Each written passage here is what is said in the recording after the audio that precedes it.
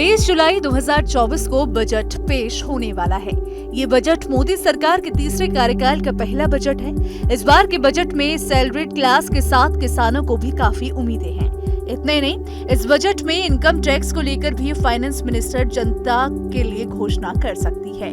Railway यात्री भी इस बजट को लेकर सरकार से बड़ी उम्मीद लगाकर बैठे हैं। ट्रेन से सफर करने वाले सीनियर सिटीजन्स को उम्मीद है कि इस बार के बजट में सरकार की तरफ से टिकट पर मिलने वाली रियायत को फिर से बहाल किया जा सकता है।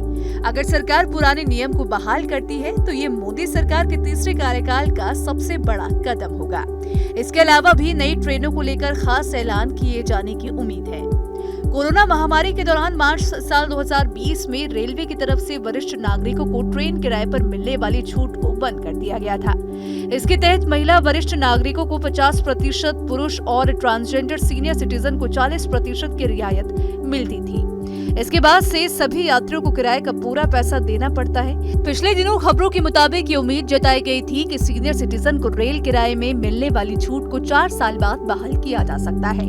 रिपोर्ट्स के अनुसार किराए में मिलने वाली छूट को एसी कोच की बजाय स्लीपर क्लास के लिए बहाल करने पर चर्चा चल रही है। सरकार की कोशिश है कि रेलवे पर कम से कम आर्थिक बोझ डाला जाए। आरटीआई के अनुसार वरिष्ठ नागरिकों को दी जाने वाली रियायत वापस लेने से रेलवे की आमदनी बढ़ी है। पिछले 4 साल के दौरान रेलवे ने 8 करोड़ वरिष्ठ नागरिकों से 5,062 करोड़ रुपए का रेवेन्यू जनरेट किया। इसमें से 2,242 करोड़ रुपए रियायत को बंद किए जाने से आए हैं। मीडिया रिपोर्ट्स का दावा है कि रेलवे किराए में छूट केवल उन्हीं सीनियर सिटीजन को मिलेगी जो इसे लेना चाहेंगे। पहली उम्र की तय लिमिट क्रॉस करने पर हर यात्री को रेलवे किराए में छूट का फायदा दिया जाता था। इसके अनुसार अब वरिष्ठ नागरिक को टिकट बुक कराते समय रिजर्वेशन फॉर्म में छूट वाले कॉलम को भरना होगा। इस छूट को हर यात्री के लिए साल में 2 या 3 बार देने पर विचार किया जा रहा है।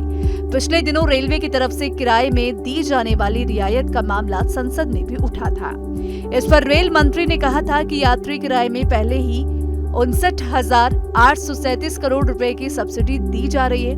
बताया जा रहा है कि एक यात्री पर औसत खर्च 110 रुपए का आता है, जबकि इसकी तुलना में 45 रुपए ही लिए जाते हैं। रेल मंत्री ने कहा था कि सीनियर सिटीजन की छूट बहाल करने से सरकार पर वित्तीय बोझ बढ़ेगा। अब ऐसे में देखने वाली बात है कि इस पर क्या विचार बजट के दिन लिया जाता है। तो फिलहाल इसको लेकर आपकी क्या राय है? आप अपनी राय हमें कमेंट सेक्शन में जरूर बताइएगा। वीडियो पसंद आए तो वीडियो को लाइक और शेयर करना ना भूलें और साथ ही हमारे चैनल को सब्सक्राइब कर लें, बेल आइकन को प्रेस कर लें ताकि हर एक अपडेट सबसे पहले आप तक पहुंच सके। न्यूज नेशन अब व्हाट्सएप पर खबरों की ताजा अपडेट के लिए न्यूज नेशन के इस QR कोड को स्कैन करें।